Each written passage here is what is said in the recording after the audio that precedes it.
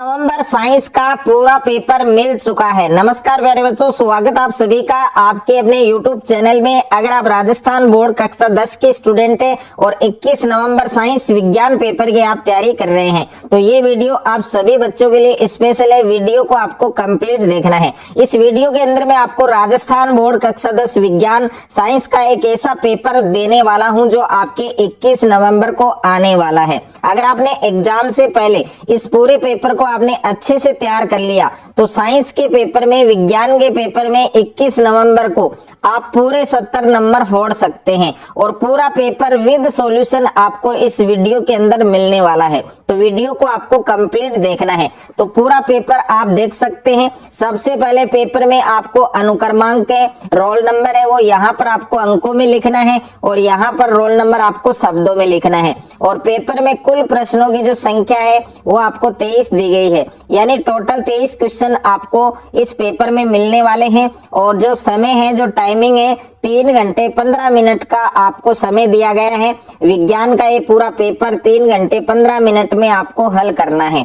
कक्षा 10वीं अर्धवार्षिक परीक्षा हाफ ईयरली एग्जामिनेशन 2025-26 का ये आपके पेपर है और जो आपके 21 नवंबर को होने वाला है। विज्ञान का पेपर है, साइंस का पेपर है। पेपर का कोड आप देख सकते हैं 1005। विज्ञान का ये पूरा पेपर आपको विद सॉल्यूशन इस वीडियो के अंदर मिलने वाला है। वीडियो को आपको कहीं पर भी स्किप नहीं करना है। और पेपर में दोनों साइड में आप QR कोड है वो भी देख सकते हैं और जो सामान्य अनुदेश है, जनरल इंस्ट्रक्शन है वो भी आपको दे रखे हैं। तो इन इंस्ट्रक्शन को, इन अनुदेश को आपको जरूर फॉलो करना है कि परीक्षार्थी प्रश्न पत्र के पहले पृष्ठ पर अपना अनुक्रमांक है, रोल नंबर है वो जरूर लिखें। तो यहाँ पर रोल नंबर आपको अंकों में लिखना है, यहाँ पर आपको शब्दों में लिखना है। प्रत्येक प्रश्न के सामने उसका अंक भार अंकित है और यहाँ पर निर्देश दे रखे हैं आपको कि सभी प्रश्न हल करने अनिवार्य हैं। जिन प्रश्नों के आंतरिक खंड हैं उन सभी के उत्तर आपको एक साथ लिखने हैं। तो पूरा पेपर आपको अच्छे से तैयार करना है। पूरा पेपर विद सॉल्यूशन इस वीडियो के अंदर मैं आपको देने वाला हूँ। तो पेपर में सबसे पहले आपको खंड ए दिया गया है, सेक्शन ए आपको दिया गया है और सेक्शन ए के अंदर आपके प्रश्न संख्या 1 है, निम्नलिखित बहुचयनात्मक प्रश्नों के उत्तर दीजिए। तो यहाँ पर पहला प्रश्न आपको दे रखा है कि निम्न में से कौन आहार श्रृंखला का निर्माण करते हैं। तो 4 ऑप्शन आपको दे रखे हैं। ए ऑप्शन में है घास, गेहूं और आम, और बी ऑप्शन में आपको दे रखा है घास, बकरी और मानव, और सी ऑप्शन में दे रखा है बकरी, गाय, हाथी, और डी ऑप्शन में दे रखा है गाय, मछली और घास, मछली और बकरी। तो इसमें कौन सा ऑप्शन करेक्ट होगा, यानी आहार श्रृंखला का निर्माण है वो कौन कर रहा है। तो इसमें बी ऑप्शन है वो आपका सही होगा, घास, बकरी और मानव। उसके बाद में दूसरा प्रश्न आपको दे रखा है। यहाँ पर सेकंड प्रश्न आप देख सकते हैं कि लघु पथन के समय परिपथ में विद्युत धारा का जो मान है वो बढ़ जाता है या घट जाता है या परिवर्तित नहीं होता या निरंतर परिवर्तित होता है।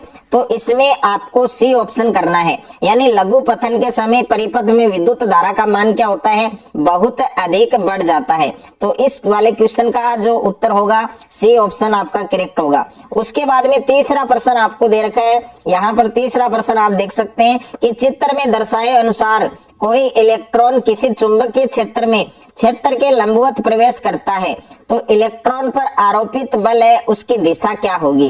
तो यहाँ पर 4 ऑप्शन आपको दे रखे हैं। इसमें डी ऑप्शन है वो आपका सही होगा, कागज के भीतर की ओर जाते हुए। उसके बाद में अगला प्रश्न दे रखा है आपके प्रश्न संख्या 4 आपको दे रखा है कि निम्नलिखित में से कौन सा पद विद्युत परिपथ में विद्युत शक्ति को निरूपित नहीं करता है। तो यहाँ पर बी ऑप्शन आपका करेक्ट होगा, IR², यानी प्रश्न संख्या 4 के अंदर आपको बी ऑप्शन सही करना है। और 5वां प्रश्न दे रखा है किसी गोलीय दर्पण तथा किसी पतले गोलीय लेंस दोनों की जो फोकस दूरियां हैं वो दे रखी है -15 सेंटीमीटर। दर्पण और लेंस संभवतः होंगे। तो यहाँ पर ए ऑप्शन आपका सही होगा, यानी दोनों अवतल होंगे। ओके। उसके बाद में अगला प्रश्न आपको दे रखा है, प्रश्न संख्या 6 आपको दे रखा है कि द्विसंकरण में capital R, small y, capital R और small R capital Y small Y किसको निरूपित करता है? तो ए ऑप्शन आपका सही होगा, गोल पीले बीज। तो इसमें ए ऑप्शन आपको सही करना है। उसके बाद में अगला प्रश्न दे रखा है आपकी प्रश्न संख्या 7 है कि मनुष्य में वृक्क एक तंत्र का भाग है जो किससे संबंधित है? उत्सर्जन से संबंधित है। तो इस वाले प्रश्न का सही उत्तर सी ऑप्शन आपका करेक्ट होगा। उसके बाद में अगला क्वेश्चन है, क्वेश्चन नंबर 8 आपको दे रखा है कि ब्यूटेनॉन एक चतुर कार्बनिक यौगिक है जिसका प्रकार्यात्मक समूह होगा। तो यहाँ पर सी ऑप्शन आपको करना है, कीटोन। ओके, यानी सी ऑप्शन आपका सही होगा। उसके बाद में प्रश्न संख्या 9 आपको दे रखा है कि कोई विलयन लाल लिटमस को क्या कर देता है? नीला कर देता है। तो इसका पीएच संभवतः क्या होगा? यानी जब लाल लिटमस को नीला करता है तो उसकी जो प्रकृति है वो क्या होती है? क्षारीय होती है। तो इसका पीएच मान कितना होगा? 10 होगा।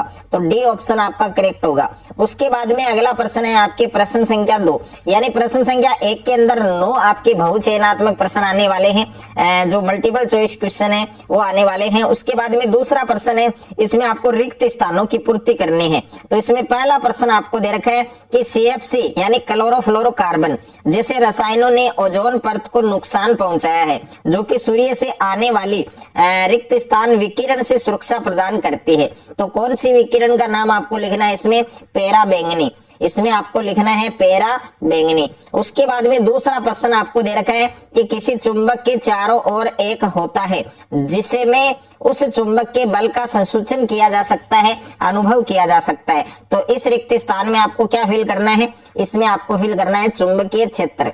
उसके बाद में तीसरा प्रश्न आपको दे रखा है कि विद्युत धारा का एसआई मात्रक क्या है?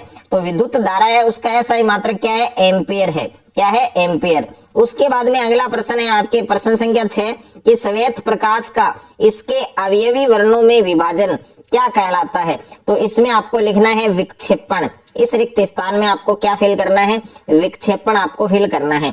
उसके बाद में प्रश्न संख्या 5 आपको दे रखा है कि किसी गोलीय दर्पण की फोकस दूरी उसकी वक्रता त्रिज्या की होती है। तो कोई भी गोलीय दर्पण है उसकी जो फोकस दूरी है उसका मान है वक्रता त्रिज्या की क्या होती है? आधी होती है। तो 1/2 लिख सकते हैं या फिर हिंदी में आप आधा लिख सकते हैं। उसके बाद में अगला प्रश्न दे रखा है प्रश्न संख्या 6 कि मेंडल ने पौधे पर आनुवंशिकता का अध्ययन किया। तो मेंडल ने किस पौधे पर आनुवंशिकता का अध्ययन किया? तो इस रिक्त स्थान में आपको लिखना है मटर। ओके, उसके बाद में अगला प्रश्न दे रखा है प्रश्न संख्या 7 है आपकी लाल रक्त कोशिका में उपस्थित वर्णक ऑक्सीजन परिवहन में सहायक होता है। तो उस वर्णक का नाम आपको बताना है। तो उस वर्णक का नाम होगा आपके हीमोग्लोबिन। क्या नाम होगा? हीमोग्लोबिन। ओके, हीमोग्लोबिन नाम आपको इसमें लिखना है। उसके बाद में अगला प्रश्न है आपके प्रश्न संख्या 8। तो प्रश्न संख्या 8 में आपको दिया गया है, यहाँ पर एक संरचना आपको दी गई है। इस संरचना में जो यौगिक है इसका नामकरण आपको बताना है। तो इस यौगिक का नामकरण क्या होगा? आपके फॉर्मल्डिहाइड। ओके, और 9वां प्रश्न है आपके कमरे के ताप पर धातु द्रव अवस्था में होती है। तो कमरे के ताप पर कौन सी धातु है वो द्रव अवस्था में होती है? तो उस धातु का नाम है पारा। उस धातु का नाम क्या है? पारा या फिर मरकरी भी आप लिख सकते हैं। पारा या मरकरी, ये नाम आपको लिखना है। उसके बाद में अगला प्रश्न है आपके अपच का उपचार करने के लिए किस औषधि का उपयोग होता है? तो अपच का उपचार करने के लिए जो एंटासिड औषधि है उसका उपयोग होता है। तो इस रिक्त स्थान में आपको एंटासिड लिखना है। उसके बाद में निम्नलिखित प्रश्नों के उत्तर एक शब्द में या एक पंक्ति में आपको देने हैं। तो प्रश्न संख्या 3 है आपके जैविक आवर्धन क्या है? तो इसमें आपको जैविक आवर्धन की परिभाषा लिखनी है। और अगला प्रश्न है आपके प्रश्न संख्या 4 कि हमारे द्वारा उत्पादित अजैव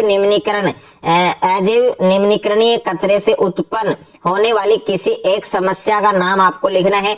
और 5वां प्रश्न है आपके किसी चुंबकीय क्षेत्र में स्थित विद्युत धारावाही चालक पर आरोपित बल वो कब अधिकतम होता है?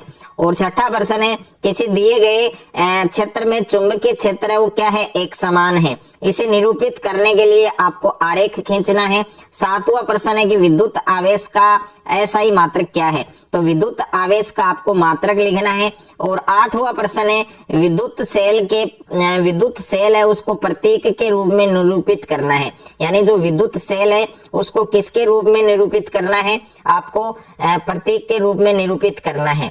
और 9वां प्रश्न है आपके मानव में लिंग निर्धारण का केवल नामांकित चित्र बनाइए। तो इसमें आपको लिंग निर्धारण का नामांकित चित्र बनाना है। 10वां प्रश्न है कि ऑक्सी कारक क्या है, तो इसमें ऑक्सी कारक की परिभाषा लिखनी है। और 11वां प्रश्न है आपकी कि जब कोई अम्ल किसी धातु के साथ अभिक्रिया करता है तो कौन सी गैस उत्पन्न होती है।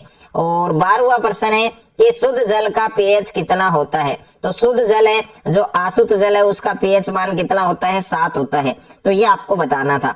उसके बाद में देखिए खंड ब है आपके सेक्शन बी है, और सेक्शन बी के अंदर आपके लघुतरात्मक प्रश्न आपको दे रखे हैं। तो यहाँ पर प्रश्न संख्या 13 है कि पित्तल और तांबे के बर्तनों में दही और खट्टे पदार्थ क्यों नहीं रखने चाहिए। और प्रश्न संख्या 14 है कि रासायनिक गुणधर्मों के आधार पर धातु और अधातुओं में आपको विभेद करना है, अंतर बताना है। और 15वां प्रश्न दे रखा है कि कार्बन और उसके यौगिक का उपयोग अधिकतर अनुप्रयोगों में ईंधन के रूप में क्यों किया जाता है। और प्रश्न संख्या 16 है कि पुष्प की अनुदैर्ध्य काट का नामांकित चित्र बनाइए। और प्रश्न संख्या 17 है कि द्विखंडन बहुविखंडन से किस प्रकार भिन्न है, अलग है। और प्रश्न संख्या 18 है तारे एवं क्यों टिमटिमाते हैं, तो तारे क्यों टिमटिमाते हैं ये आपको